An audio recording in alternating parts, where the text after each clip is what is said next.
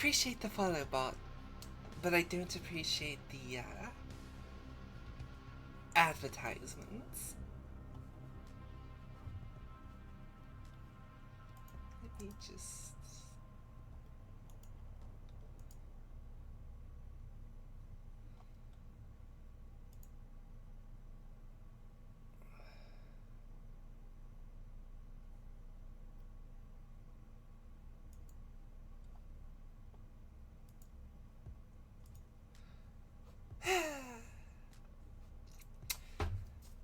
I do appreciate the Queen Never Gonna Die follow. If... yeah, you've been around for a bit. Maybe you have. Squint.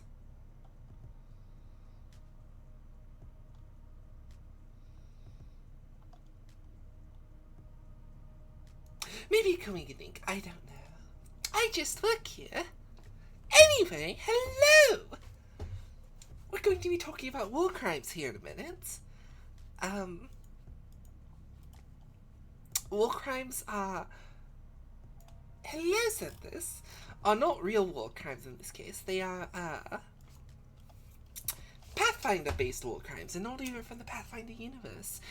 Hello, welcome to the neighborhood.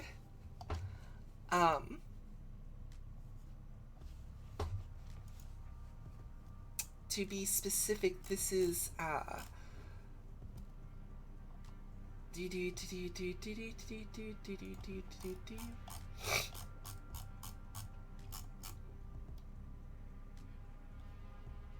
wait, I have it here, don't I?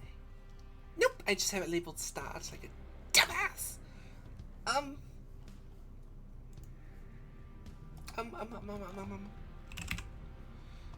need to figure out where I fucking... no, not create, just my maps.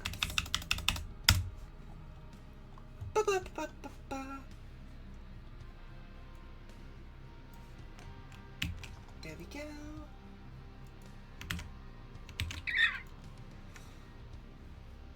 Okay, so it's spelled Nigh, N-I-G-H, apostrophe, capital B-O-R, space, a U umlaut with a D. So, Neighborhood. Now, if you say that fast enough and you don't put the emphasis on the ut, you get a funny little play on words that my players didn't realize until, like, session 3.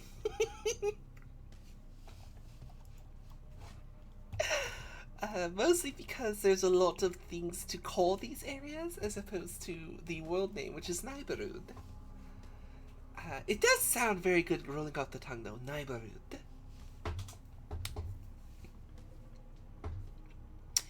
It's satisfying, to say the least.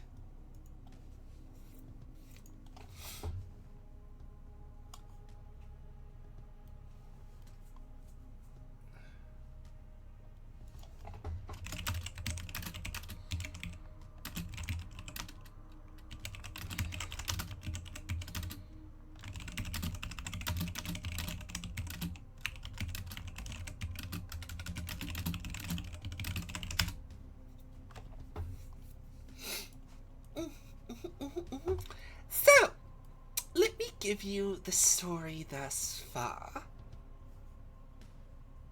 Because there's lots of war crimes here. I just, you know... oh, I did leave the breach here. Good. Not all of them were done by the players. Some of them were instituted by moi, and the horrible creatures that are the followers of the Fly Lord. So, welcome to Neighborhood. I'm going to actually lay down some of the lore to you, so you have a basis. So consider this sort of a lore dump of my own OCs and dumb shit like that. So I set this up to be just like a standard Pathfinder AP. So off screen, what you can't see is I did have alignment restrictions, neutral to good. I didn't want any, like, outright evil characters. This is a noble, bright game. There are horrible things that happen, but this is a noble, bright game. You get 3 starting hero points. Starting wealth is 300 gold. It's a 32 point buy. We're using an alternative rule set called Elephant in the Room, which sort of homogenizes and brings together a lot of otherwise feat-heavy paths of combat. So instead of having to take a finesse feat, so you can use dex instead of strength to hit with weapons, you just get it as like baked into the normal combat rules. Just as sort of an example, it simplifies a lot of things, so you're not doing lots of cross-referencing. Men, not beasts. There's some irony here since you're all playing anthropomorphs, but basically it means you cannot get under 4 rank points to put into your character sheet. As an example, use Nilla because I think she is the most simplified character sheet. As you can see, this takes a bit to load. There's a reason why. I blame this one right here, Arnold Longtooth. He's our main war crimes expert. Anyway, so they forgot to up the level, I think.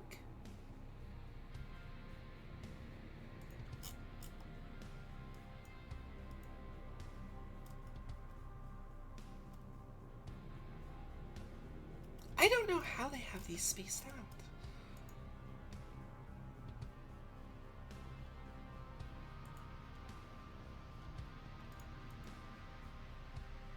That should be 6. I'm gonna fix that for them. I don't know why they have a miscellaneous one, but anyway, so you start with 4 and then you would get 2 more on top of that because your normal would be 4. I think it might actually be 8, but I don't remember. I gave them all bonus feats. The feat Ferocious Loyalty. And they got traits. 1 campaign and up to 2 other. So in this case, we have campaign traits. We have For the Empire, Seeker Training, Stolen Child, Nascent Buzzing, and Prophecy of Fire. So, what Nilla doesn't know as our Prophecy of Fire campaign trait is that's not going to take off until like near the last chapter of this book. It's gonna be a funny little rug pull out. But For the Empire is pretty straightforward. It's the one I expect most new players to take because it gives you 100 extra gold. You get a badge of office, and which basically lets you sort of flex socially in certain situations. A Masterwork Gladius that you're proficient with.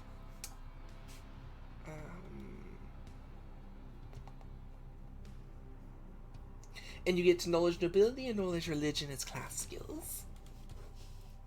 So,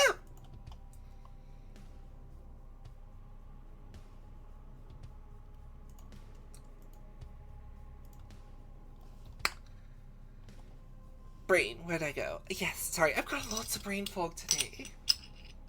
I'm not sure why. I've just been sort of like, brain is floating around different places. Alright.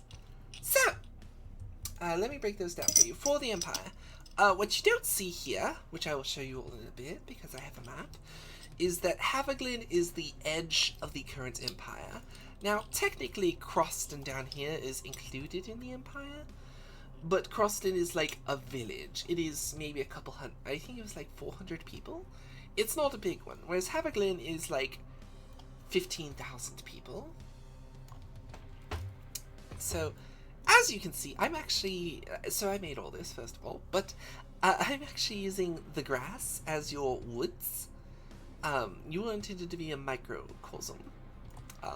In this game is called Beyond Barkless Trees. For those who haven't picked that up yet, and why there's a giant wall right here, this wall is the Barkless Trees. And for those who still haven't picked it up yet, Barkless Trees are fences. I don't know how many of my players have actually figured that out yet. It's just not something that's been brought up. But the fences.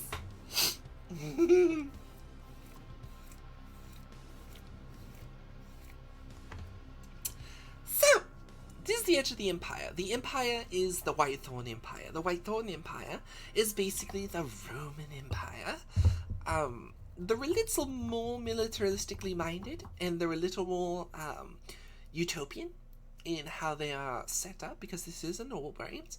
They do have some negative areas, but they are not themselves a wholeheartedly negative group of individuals. They're not here to hurt the world. They just might not have the best practices. They are doing their best, and sometimes their best gets a little muddied when you start going, months of travel away from your homeland, or from where you originated from. So we have Haviglin here. This is where all the characters are coming from in the start of story. Haviglin is home to the Seekers. Seekers, Seeker, basically a group of Navy SEALs, but they're scouts. So they are the top-ranked scouts of this part of the world. All they do is people who are chosen take the, 3-day-long journey to the Seeker Tower, and they get trained here. And once they are trained, they basically have authority across all of this. Now, as you can see, my measurements here are not in miles or feet or anything. They're in days of travel. I start days of travel from the edge until I get to the location. So in this case, you're about a week's travel to Croston. A weekend and some hours. Now consider that for how far. You basically have a week and maybe almost 8 days worth of travel in any direction. And this is just including as the bird flies. I'm not accounting for the rough terrain or nature checks you might have to make to get through some of this thick forest. Now, you do have this pathway here that none of my players have really taken note of. Part of that's because this is masked, so whenever I place these, they kept going underneath. I'm like, I don't want them underneath, but I also don't want them to block visual of a path here. So this is still wooded, but it's less heavily wooded. As you can see, I put little rocks right here to show that this is a low part in the river, and they can cross over to it. So, that's what Seeker training is. Basically, the character has training as a Seeker. This is regionally based. Very useful.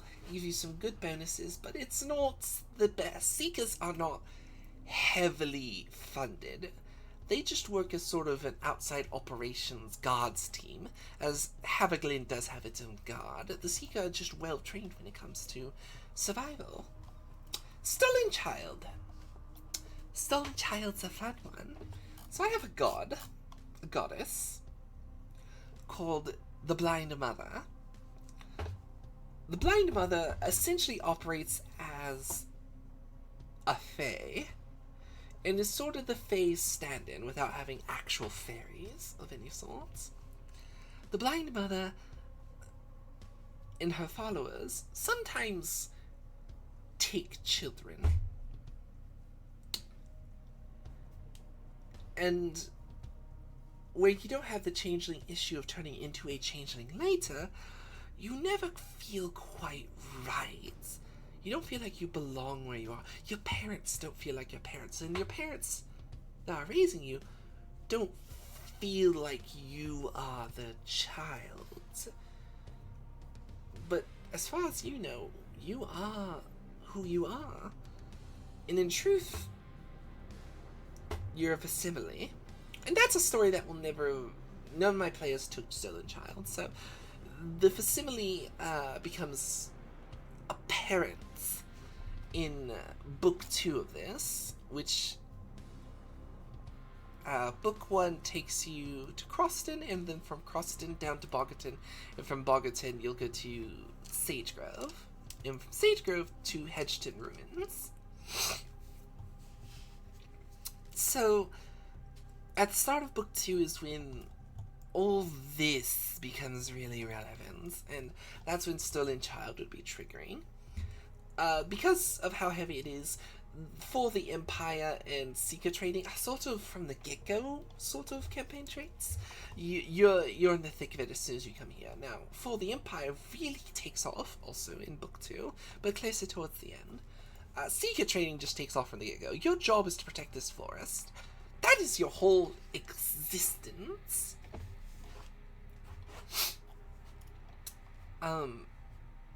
But yeah, Stolen Child is interesting. You basically end up finding out what you really are, which is a copy, and you start to learn what the blind mother really is. And the blind mother is not explicitly nefarious, but she is exceedingly fickle. Her whole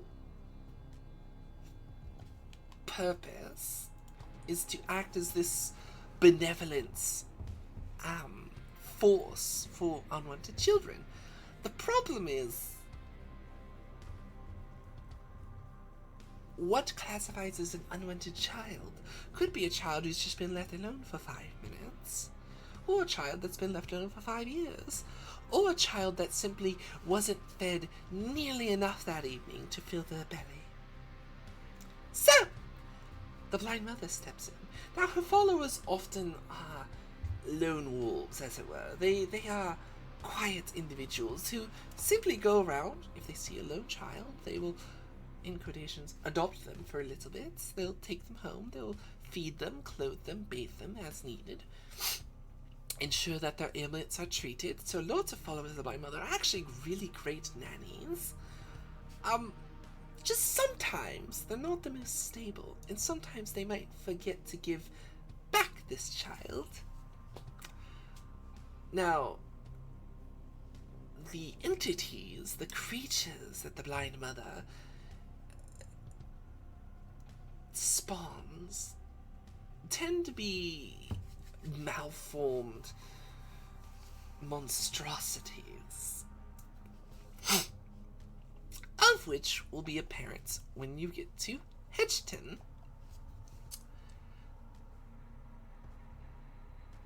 But overall, she is less a malevolent force in the world and more just a very misunderstood and eldritch entity that does things that make people uncomfortable but are not innately hurting people.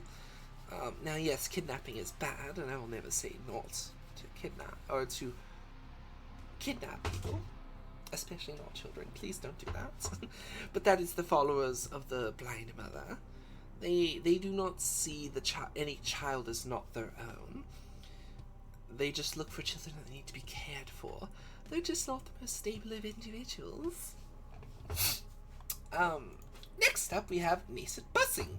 Now, nascent buzzing is also more on point to the story, but is not quite from the start. You don't really get picked by it until you make it to the breach, which I'll explain what the breach is in just a minute, and some of the backstory, but I'm giving you sort of some groundwork for how this specific story started, and then I will give you the world lore and why this is relevant. You're marked by the Fly Lord, quite literally the mark of the fly. It is something that has marked you and outcasted you, and you consistently hear a small, faint buzzing in your ears anytime you're alone, and you have a desire to consume rotten or discarded food. And sometimes just refuse in general intrigues you, and you want to inspect it looking for sustenance. You don't know why you've been cursed or where it came from, but it's there, and you simply need to find a means to remove it. But people also need to know they trust you. They see the mark of the fly or realize you are a potential agent of the Fly Lord, and they almost instantly want to rectify your existence.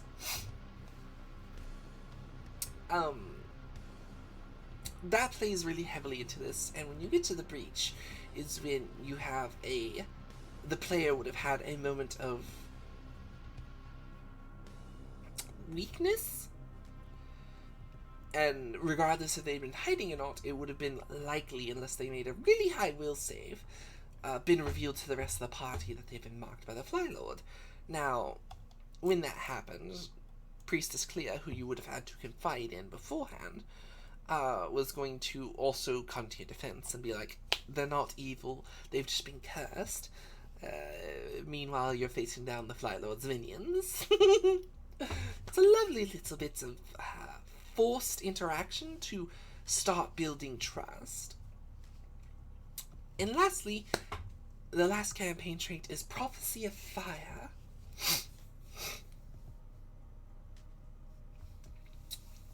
You basically have a dream about another great purge, which I'll explain in just a minute. Which is why I'm glad I'm ending on this one. It's almost like I set it up or something. And you can't get it from your mind, and all you can think about is Burning Rock. Now, here's Burning Rock. As you can see, it overlooks everything here. It's a little scary.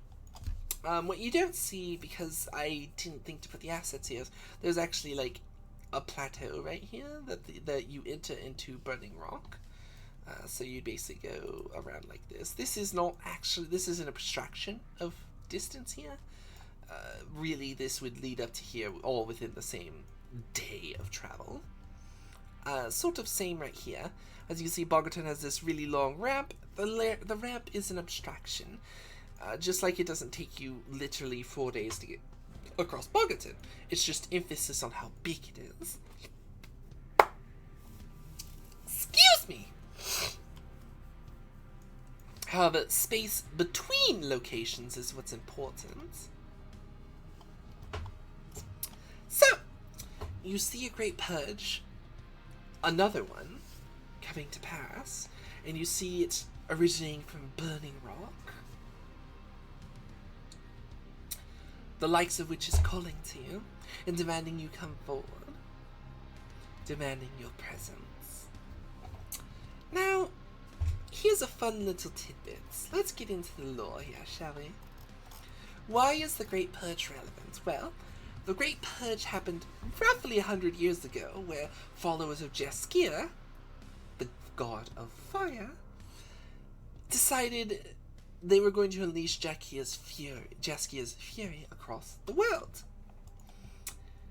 The known world, mind you, and they were mostly successful in that.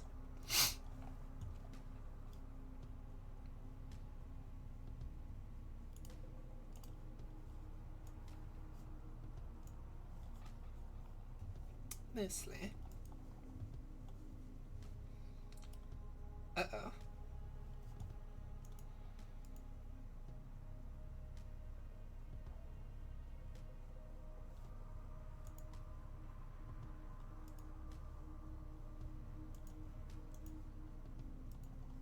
Is this still going?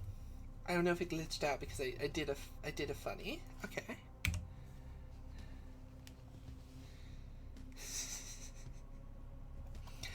Right. So this is incomplete. But can you find where the story's taking place? This is the entire continent of Nidorid.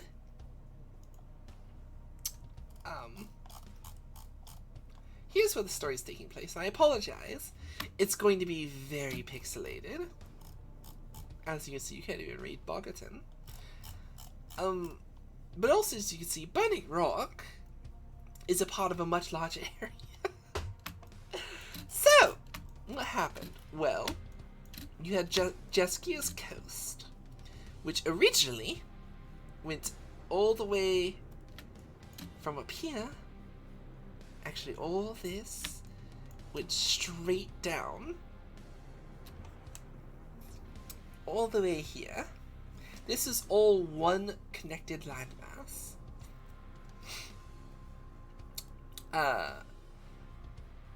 Drathori's Delta did not exist right here, Well, sorry, it existed. Drathori's flow did not existed, and did not exist, and you'll figure out why in a second. So, 100 years ago, followers of Jeskia, predominantly starting here, took an expedition of pilgrimage to here, Jeskia's Folly. This whole area, right from here all the way down to here, was a range of mountains. These mountains were sleeping volcanoes. The followers of Jeskia decided, let's wake them the fuck up. Followers of Jeskias tend to be scaled folk, so lizard people, serpents, predominantly serpents, alligators and crocodiles a little less so because they're amphibs, typically. That's what they're associated with anyway. And just other scaled creatures, salamanders, newts, that sort of stuff. And they tried to cause the apocalypse because they thought they had to cleanse the world in fire so it can be remade anew in Jaskia's visage. And unfortunately, they were successful. Everything here, everything burned against this mountain range. All of it. Everything was turned to ash. And some of the last remnants of that are Gears Mending Straits, which is this whole area, which is basically a savanna-like area that's still regrowing. So over the past, after the Great Purge, and for the past 100 years, one of the places that was to survive the Great Purge was Whitethorn. Whitethorn proceeded to go across and start helping rebuild all of these cities. There used to be a lot more. These used to be like a town or a village, a city every couple of days of travel. Now you've got them several days, if not weeks, and in some cases across the entire nation, months apart. So, to give you sort of perspective, the Empire currently includes all these green named places.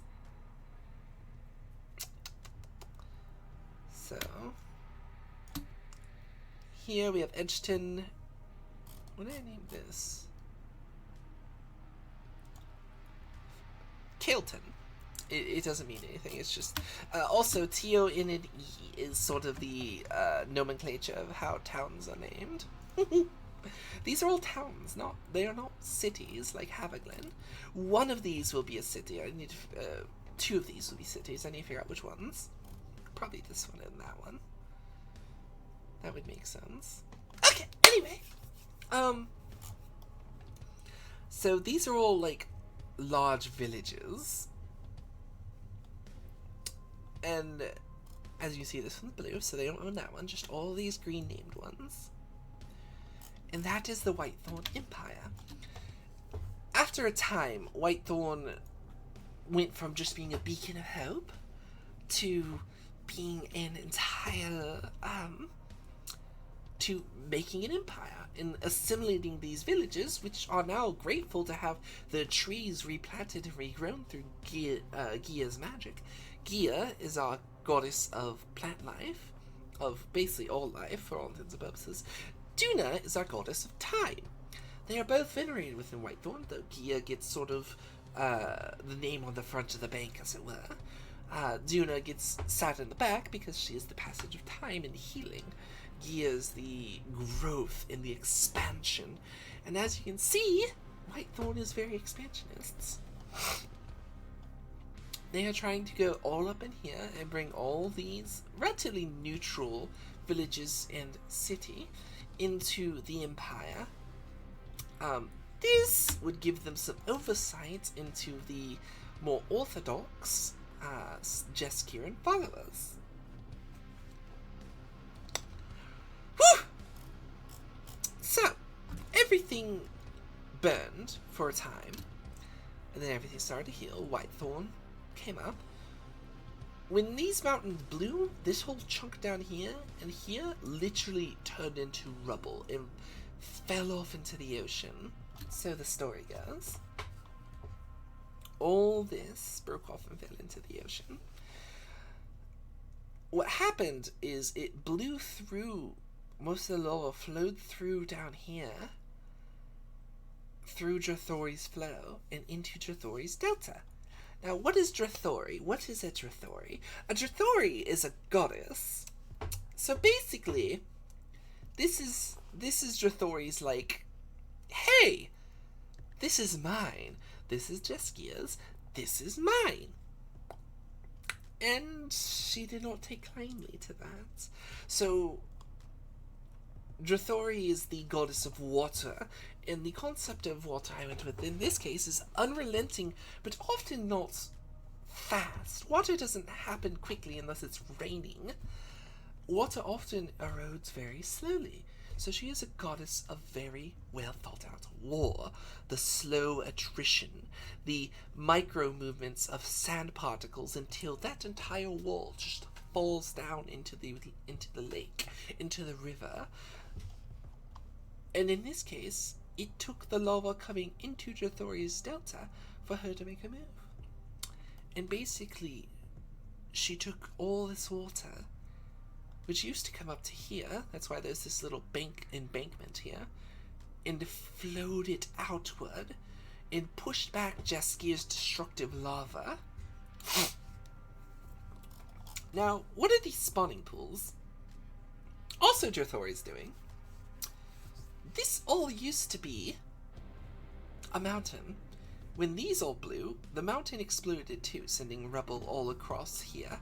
Now, to step back for just a moment, I originally designed this to be like sort of in a microcosm from a neighborhood, aka neighborhood.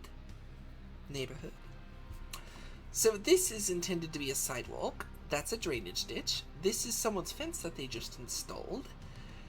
And these are sort of just outside the neighborhood.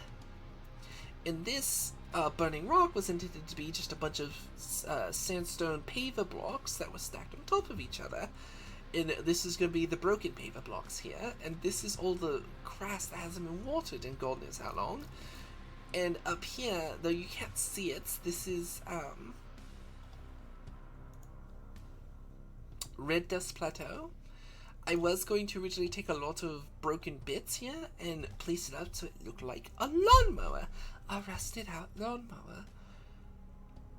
Because rotting and decay is the Fly Lord's thing. We'll get to that in just a minute. But overall, there you go.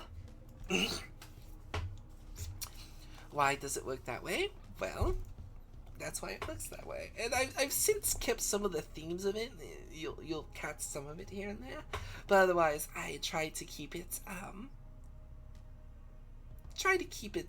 just as its own world with small tidbits of like, hey, you're actually just in a very small real world.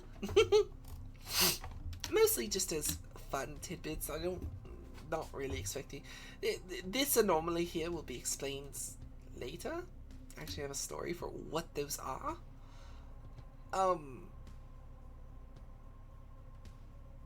But yeah! So, Drathori sent all the water back out with the lava, cooled off the lava, and Jaskia's coastline gets chopped up into bits. With this exception, all this wasteland that was covered in lava now just sits. So, originally,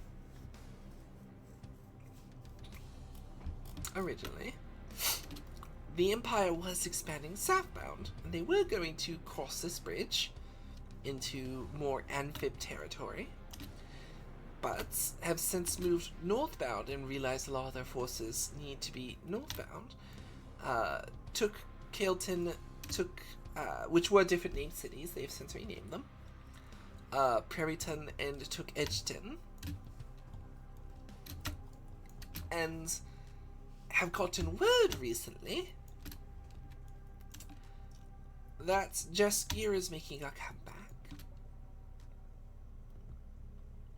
Here's Jaskier. Here is the fundamentalist Jaskiers. Here's the orthodoxy Jaskiran worshippers. As you can see, they were split during this time as well.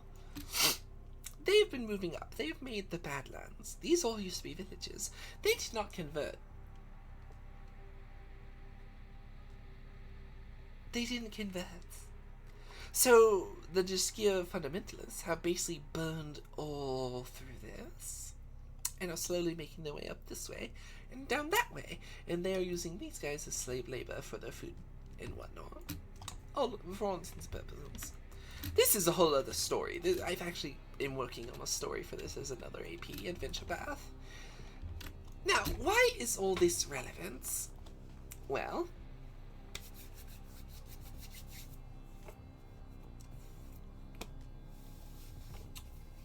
that is to explain what has happened to the world since then, and what some of these regions mean, like Burning Rock, Red Dust Plateau, Havaglen, and why it's the edge of the Empire currently, and some of the other stuff going on. The Breach. So 10 years ago, there was a great quaking. It sent all manner of creatures and beasts and bandits fleeing westward. And then there was a great cloud of dust that settled for the better part of a year. And when it all cleared, the Barkless Trees were here, standing as a solid wall, blocking Havaglen from Mirthmire. Why is this bad? Well, Mirthmire and Havaglen were predominant traders with each other. That's where most of Havaglen's, outside getting stuff from Bogaton, Havaglen's resources come from, is Mirthmire. Mirthmire is a bunch of mushroom makers. Now, mushrooms are typically looked at as sort of a delicacy with us humans, but for badgers, truffles, and mushrooms to a lot of herbivore creatures tend to be a delicacy of the highest degree. They pay lots of money for that. So they would go here to Havaglen and then go into the Empire, because the Empire is mostly trees. You don't have a lot of mushrooms in a very, not dry per se, but a very foresty Empire. At least that's how I have it running.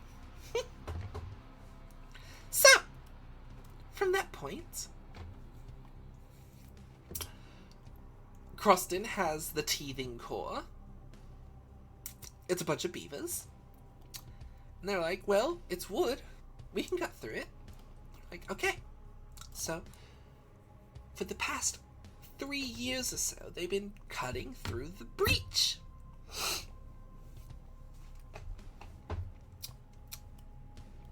And a week ago, from the start of campaign, they succeeded. And they had a grand celebration for it, just outside the breach. And, ignore all the actual bodies. I'm gonna move all these over here, just so they're out of the way. And then they died.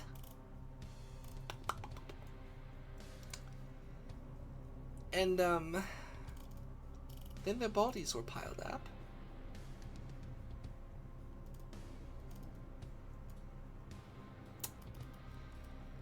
And their bodies, in the delicious goop that begins infesting them, starts dripping off into this lovely drainage ditch. And creates this thick, sludgy miasma.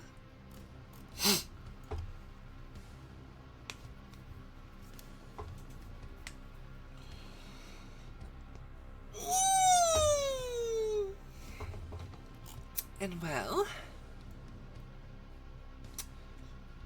the party needs to go figure out what the fuck happened, and then go to Mirthmire and try to re-establish trade routes.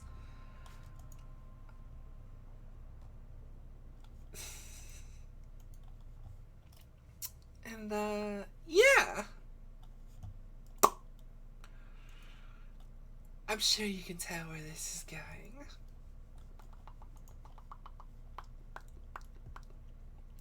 So, they go to re-establish trade routes. They get to Croston. They get ambushed on the way by bandits. And they get here. And they are met with our lovely Lord Vestes.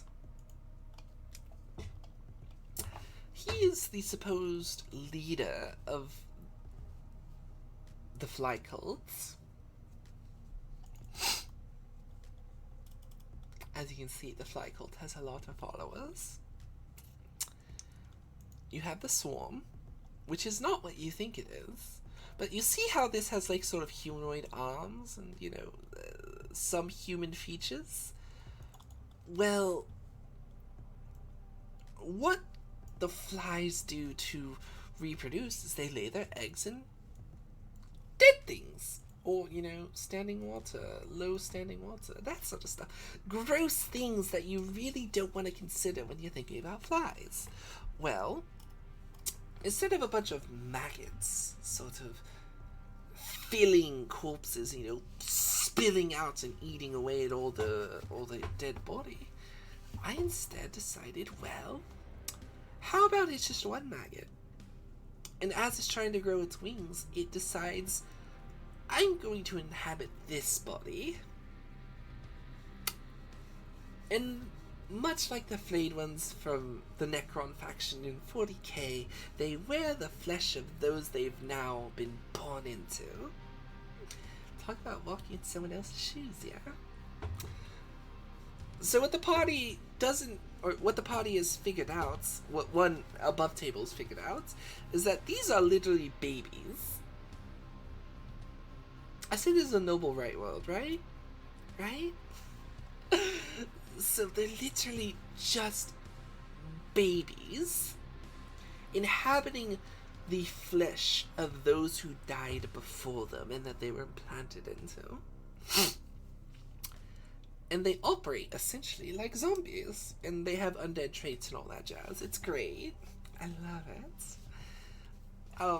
And they basically, when the party gets here, they take on a few of these actual swarms. I call them fly swarmlings. Look at that. Look at that nasty mouth right there. That's biting into you. That's ripping away flesh. So, they fight off 3 of those, which uses a lot of their resources, as intended. And then they start fighting waves of these guys. As you can see, they dealt with a lot of them. As you can see, there's one party member left here, and he's got -7 health. His mount died. And his companion died. He had a fun little setup. But, yeah. Sally died, Trip died, and Tybalt died. Tybalt's tried to go back for their bodies. And had he been a turn faster, he would have been able to grab them and go. But he got held up by, sadly, the rest of the party. Good intention and all that. He was trying to protect them, and they were trying to ensure he didn't get left behind.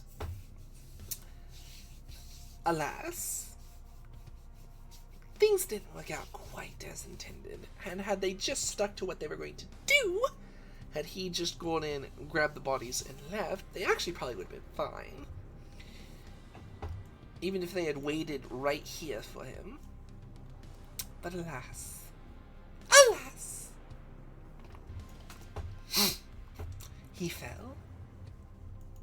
And now he's a zombie for later. I still need to make the player make that. He's going to pop up here in the near future.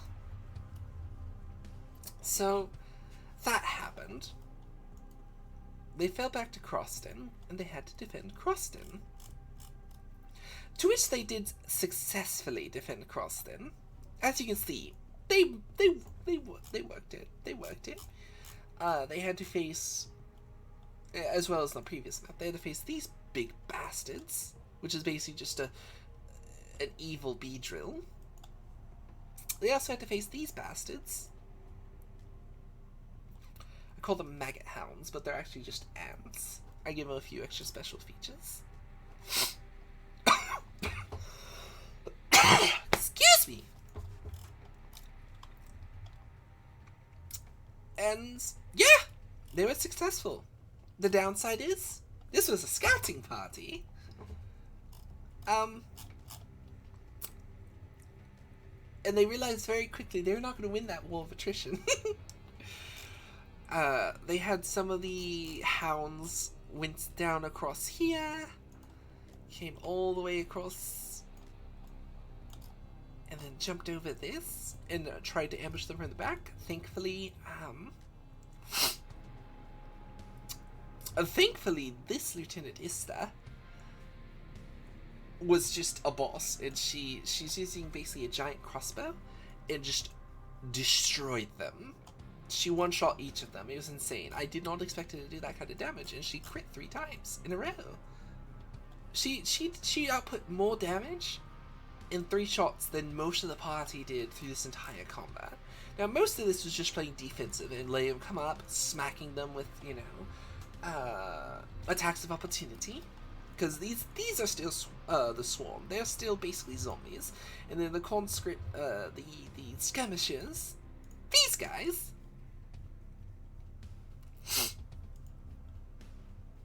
had crossbows and swords, and they mostly just used their crossbows and let the Swarm sort of push. And then we had Arnold had spawned some leshies, and the leshies basically acted as a bulwark down here against more forces coming here or shooting over that house. But yeah, they won pretty handedly.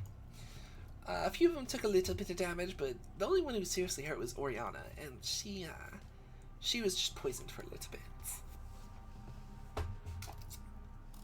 But they survived with what, 6 Town Guard and 7 Seekers.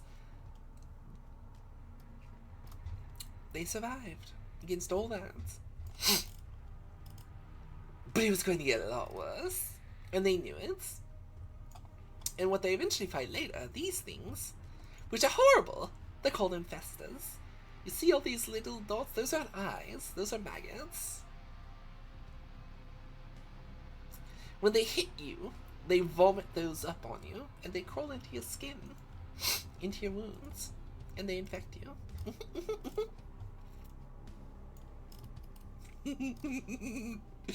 So,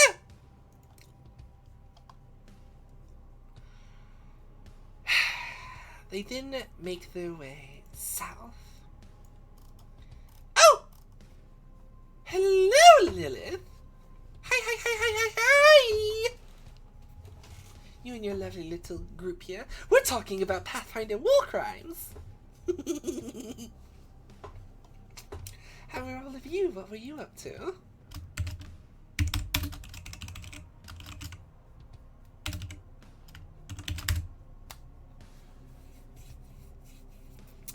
I am doing pretty good. I had a small nap and then decided I had a little bit of manic energy, and decided I would share with everyone the current neighborhood, aka Beyond Barkless Trees storyline. The irony being, you don't get beyond the Barkless Trees until like book 4. But yeah, welcome you and your lovely little followers. What were you up to today?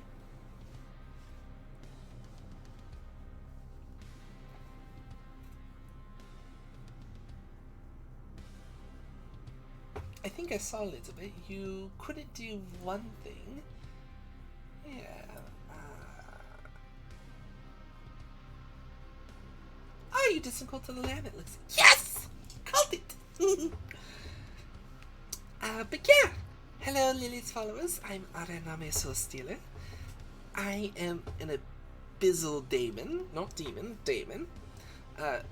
Using the definition of D&D, demons tend to want to destroy, burn, and whatever, everything, and take souls that way.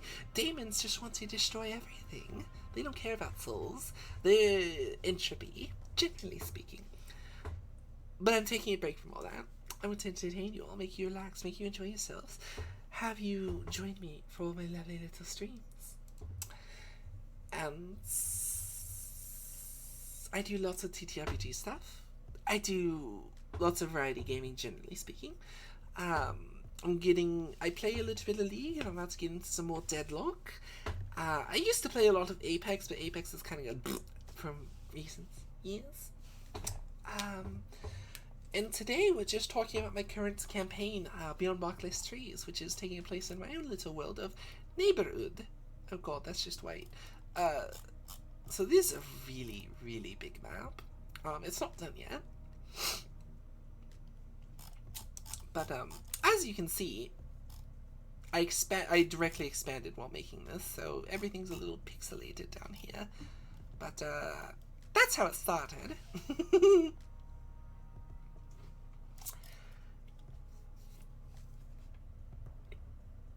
Absolutely, Liv. You go eat, sweetie. Thank you for coming and thank you for bringing your community here. I do appreciate it. Stay pretty, stay cute, and enjoy your day. Mwah!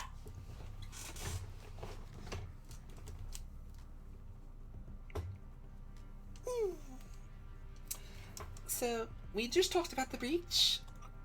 They fought off the breach, they retreated to Croston, they defended Croston, realized that was just a scouting force, and then made their way southbound to Bogerton in hopes of taking the village and, evacuating it, and hoping to get Bogerton, which is known for heroic knightlyhood, not necessarily armies, but heroic knightlyhood, to buy in to, the fact that you're literally being invaded from the breach. Well, that has gone mostly according to plan. They ended up staying at the Mayor's Manor. And as you can see, things did not go quite as according to plan. They got all the guilds of heroic types together and proceeded to have a meeting about what they should do. And, decide, we'll work on the rest in the morning, the finer details. And they get attacked by not only these infested boys, these lovely guys, but also the Webbed Way.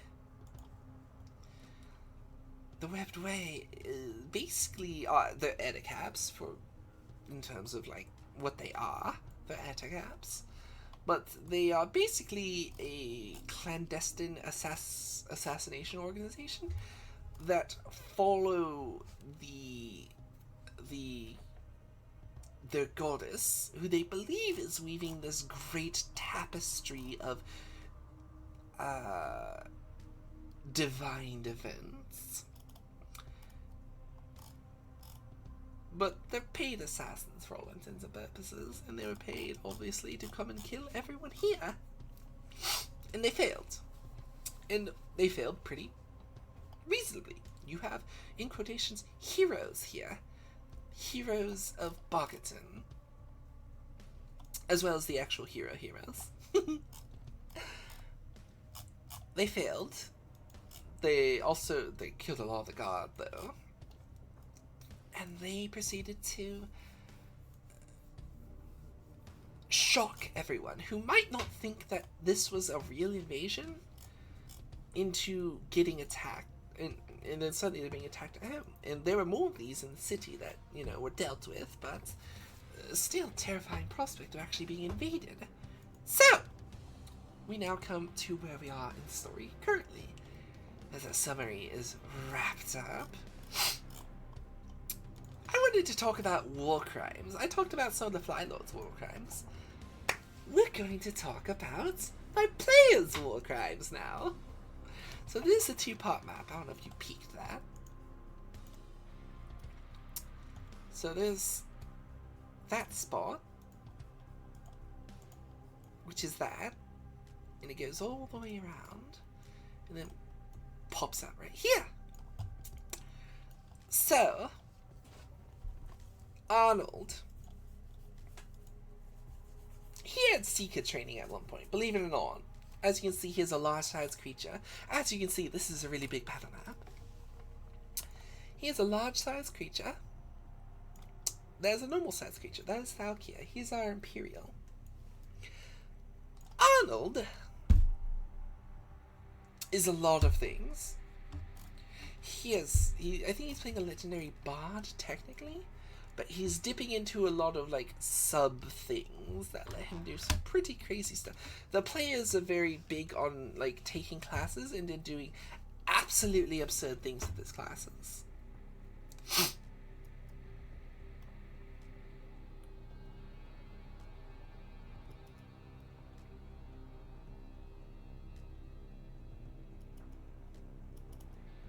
As you can see, he does absolutely absurd things.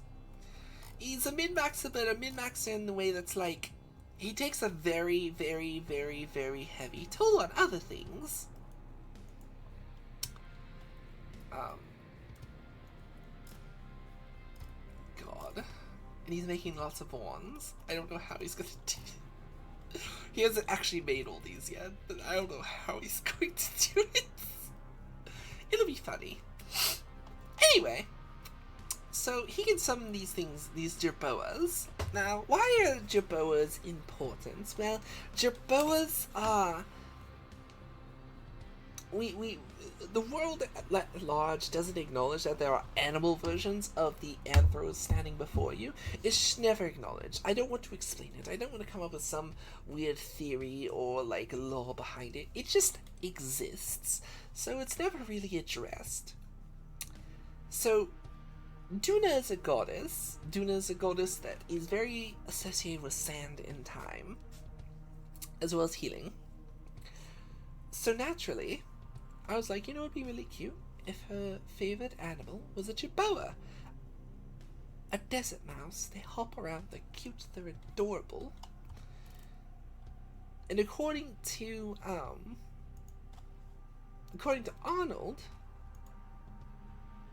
see, cute and adorable, they're also explosive. Now, why are they explosive?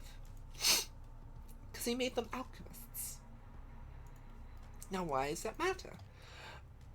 Well, basically what they do is since they are summoned creatures and not really Jerboas, he has full control over them. So they embalm themselves with explosives, and then burrow into the ground and wait.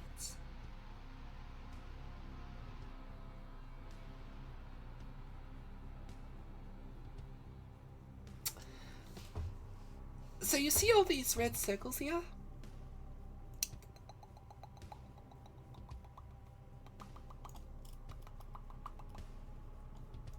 And you see the ones here?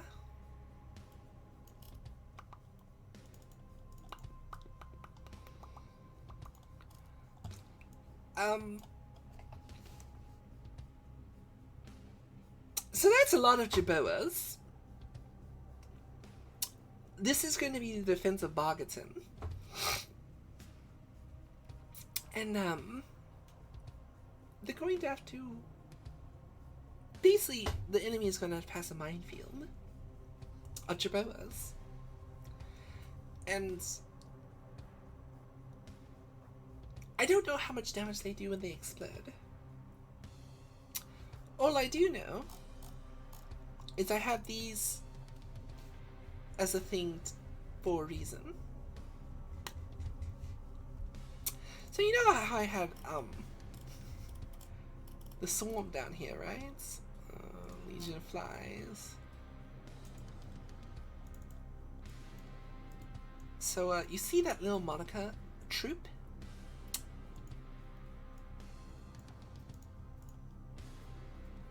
So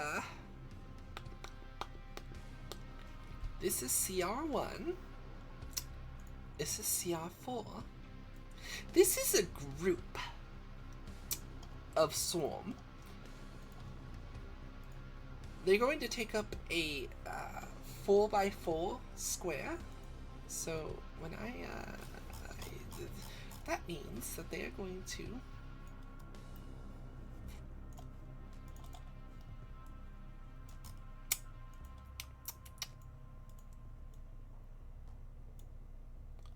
I think that's 4. 1, 2, 3, 4. Yep. So that's a troop of swarm. There's going to be a lot of those. It's essentially a group of them. I also have these.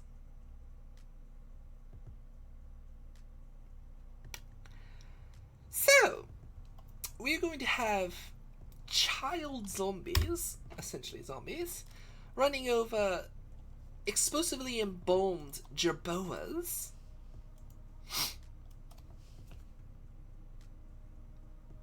This is a noble bright world, mind you. This is me dialing back on the horrors that come with the Fly Lord, because I was like, you know what? He needs to be evil, he needs to do some awful things, but there still needs to be a sense that you can beat them, and you don't have to feel bad for killing them.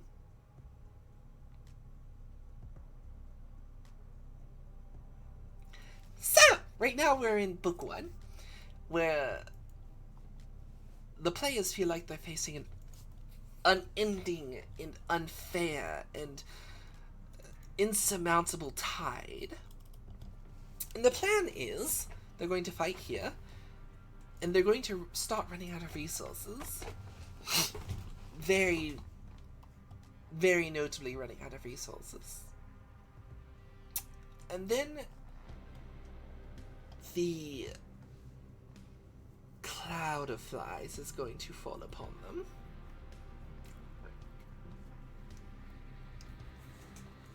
And they are going to start taking... It's basically a giant, a massive swarm of the swarmlings. It's going to basically come down upon them. And it's going to be something they just cannot fight. They've had a week to prepare, and a week with people who see themselves as individual, like, knights and warriors of the people, as opposed to a military. There's going to be some drawbacks to that. And they're going to fight them very quickly. In short, if Friend Computer is here, he's already more or less called it. You're going to fight insurmountable odds. Friend Computer plays Arnold. Insurmountable odds, and you're going to be pushed back. Now, there's a lot of things I've hinted at them and given them the tools for, to basically do what they did to Croston. They burned down Croston so the enemy couldn't use it. I've given them access to a lot of black powder, and I'm going to see if they actually end up using that to any capacity. Oh yeah, let me show you Bogatin. So, there was a pirate, a very clean pirate, mind you. Her name is Captain Soap. Yes, that's a reference. I don't know how many of you are actually going to get it, but... and she basically said she had enough black powder to level this entire ridgeline. All along Edgewater Way.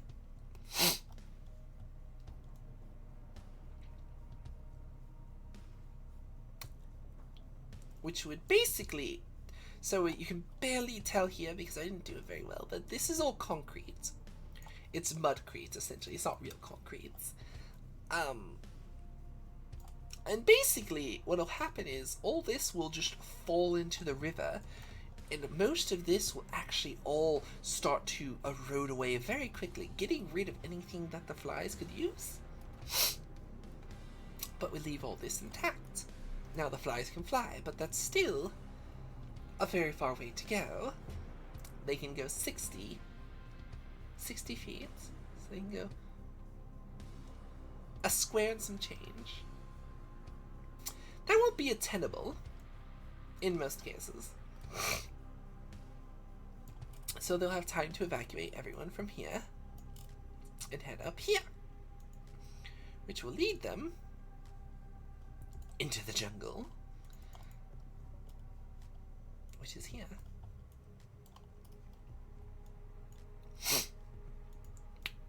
And then we'll have a few sessions of what's going on in the jungle, and then to Sage Grove, and Sage Grove is going to be like, you can't stay here unless you want to be a warrior monk who's going to fight the good fight against the ants. The Empire of the Ants is trying to, or the Kingdom of the Ants, is trying to expand out into, you know, our world. That's why these walls are here.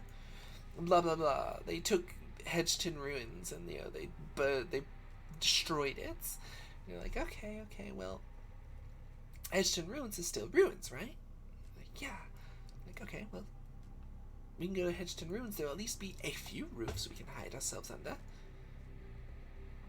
At this point, they basically have a majority of Bargerton, all of Croston, a majority of Bargerton, which is a few thousand people, and they're migrating them. And this will be the end of Book 1. So for those of you that I've not explained this to, which I think is all of you, this is meant to be a Fire Emblem stand-in. Fire Emblem Lights. As you can see, we have... put these away, we don't need all supporting cast. We have Master Bon, Lorne Dragar, Lieutenant Ista, Priestess Clea, Seeker Jatuni, Meandri Sky, also known as Mia, Captain Oriana of the Seekers.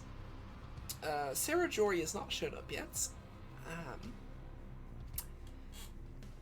That'll be a fun one. We'll get to that. Tavern Keeper Cassie, and then Kiki the Merchant.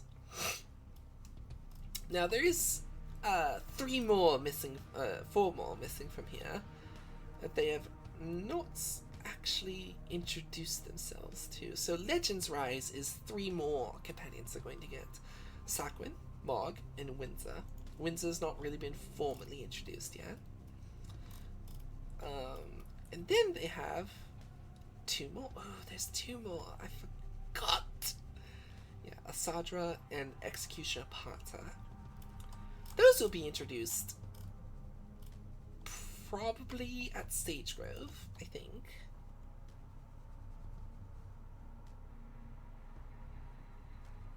Yeah, probably at Sage Grove. This will be the first bird person they've actually spoken to.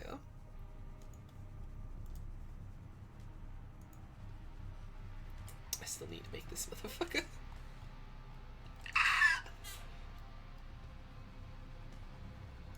He's a rat. And he has a scythe. Oh god, I need to make all this.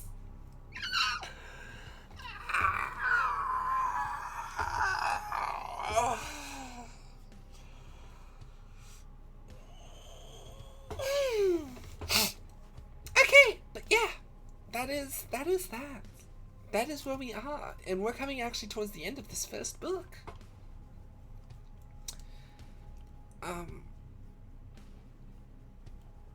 I might alter this map a little. I haven't quite figured that out yet.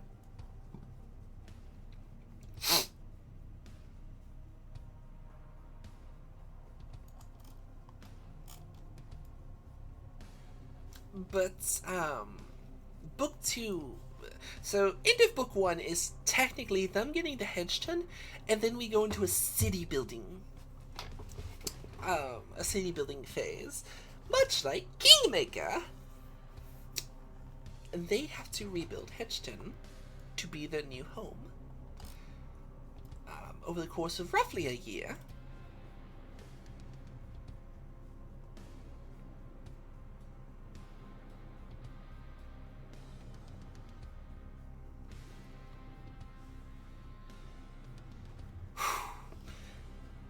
They are likely going to recruit people from Sage Grove, deal with some ant problems, and then they are going to migrate themselves again to Weirdvale, where they will likely talk to people there about joining the war efforts.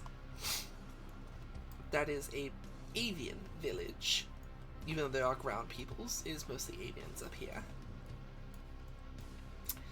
And then they will go to Fallen Eye. And Fallen Eye will be the first look into basically not dealing with flies in combat. It'll be fun because there might be some like intermittent combat here, but it's not like planned combat. It's like I rolled it. Oh yeah, well, you get ambushed. And you'll get to Weird Vale, do a lot of diplomacy, lots of talking, figuring a few things out, and potentially getting more geared up. And then you get to Fallen Eye. And Fallen Eye will be their first glance into Herbton, which, as you can see, once this wall came down, it cut off not just Mirthmire, but also Urbiton from, trading from Mirthmire to Haverglen. As you can see, Urbiton is a really big farming community. Massive farms! And what you don't see here, because I hadn't planned it at the time... Alright. Back to the giant map! Is Urbiton actually has a passway just south of it that leads to all the Amphib territory. I felt that was appropriate.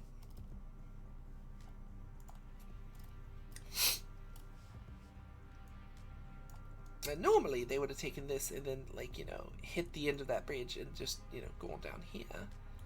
Straight to Mirthmire. But now they have to go all the way up here, all the way around, all the way here. And you know who... So this is where all the scaled folk live, right? At least in this region. Getting to here...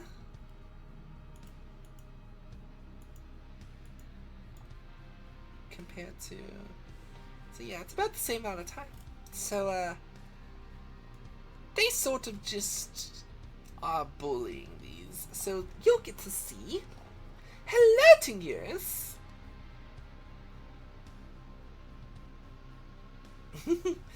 hello! You will get to actually see not fly people to fight. They'll actually get to fight their first bit of Jaskiran warriors. Now, these will be, relatively speaking, mundane and not terribly good Jaskiran warriors, but they will be the only ones who know magic offhand. And they will be using lots of fire magic. But yeah, it's going to be great. And then they'll finally get to Mirthmire, and they'll get to see the horrible things that are going on in this valley. After 10 years. Actually, it'll be 11 at that point, don't I?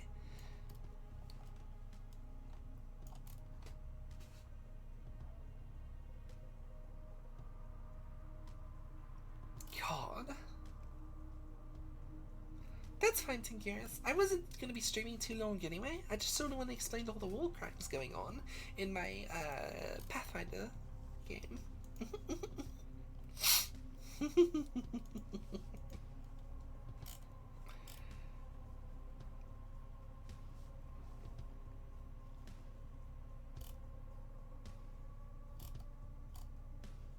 Sorry, just looking at all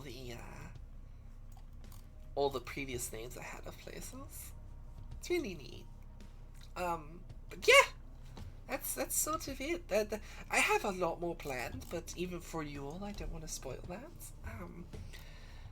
But they're going to see this. They're going to have to deal with here. This is going to be held by more scaled folk. They'll have to deal with Mirthmire. And they'll basically be taking the flies from the back. And then they'll realize just how far they've actually come.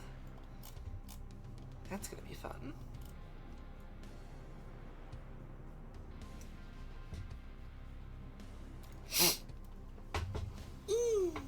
But yeah, this has been fun. This has been probably my funnest game ever that I've ran. And I'm only running with 3 people. Like, if you look here, I've got 3 people. That's it.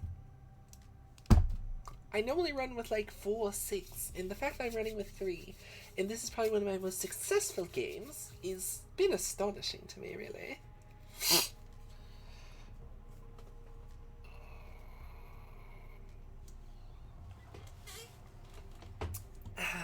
I probably need to find a 4th person at some point, because it makes it a little easy on me, but...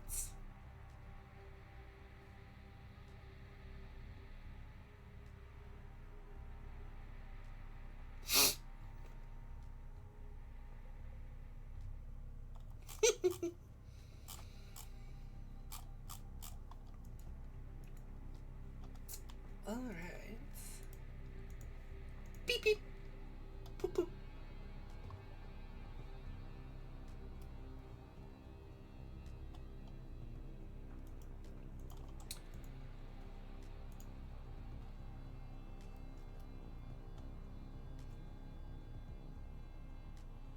I think we'll do that. So I think we're going to end it here. This has just been sort of my hour-and-a-half long rant about my TTRPG. I do have some stuff around the house I need to get done before I go get some, so we can have a lovely dinner. So I'll catch you all later. Thank you for joining me. This was a lot of fun to just nerd about. I'll try to do another update if and when this game continues. We might be doing 2 games this week, so we might actually end book 1. I'm not sure. Probably not, but maybe. I think we have 3 more sessions to go at the very least. We have a massive combat I still need to plan. I still need to plan that. But yeah. Sorry for my voice being all raggedy and scratchy today. I did a little coughing earlier today, so it's gross. It doesn't feel as good. It doesn't feel right. Anyway, thank you for coming. I had a blast. Even if you only have a few minutes, I appreciate you being here. If work does this again tomorrow, I might have to see if anyone wants to supplement part of my income. Because I can't just keep doing half days. But we'll see what happens. I'm going to go raid Gilded. 1, because she's sick and she needs to feel better. She needs the love. 2, she's playing Cult of the Lamb, and I think you'll enjoy. Hop on board, and we'll head on over.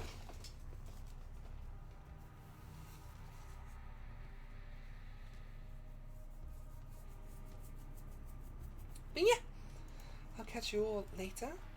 Enjoy the hip sway.